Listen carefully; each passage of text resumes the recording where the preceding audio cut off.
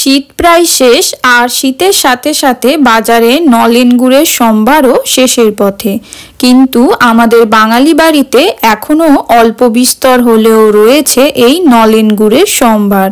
চলুন আজকে এই নলেন গুড় দিয়ে বানাই এক দুর্দান্ত রেসিপি। নমস্কার বন্ধুরা, পিঁয়াজ হেসেলে আপনাদের সবাইকে স্বাগত জানাই।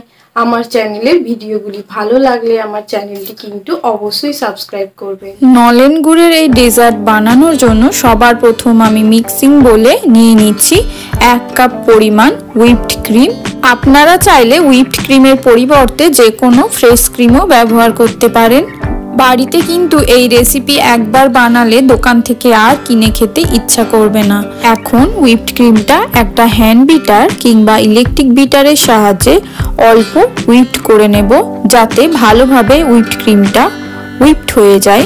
ইলেকট্রিক বিটার ব্যবহার করলে ইলেকট্রিক বিটারটা কিন্তু মিডিয়াম লেভেলে রাখতে হবে।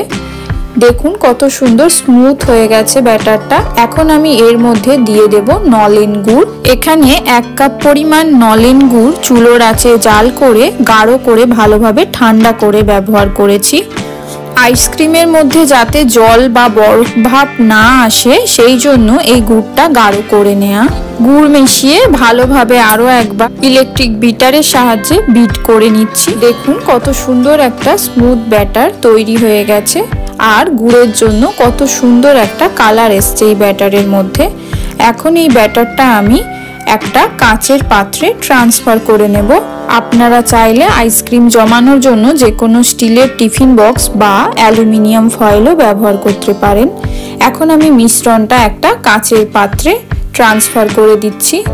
আমরা বাঙালিরা দোকান থেকে কিন্তু এই ফ্লেভারের আইসক্রিম অনেক কিনে খেয়ে থাকি। বাড়িতে এই পদ্ধতিতে একবার বানিয়ে দেখুন, আর বাইরে থেকে কিন্তু কিনে খেতে ইচ্ছা করবে না, এতটাই টেস্টি হয়ে থাকে এই আইসক্রিম।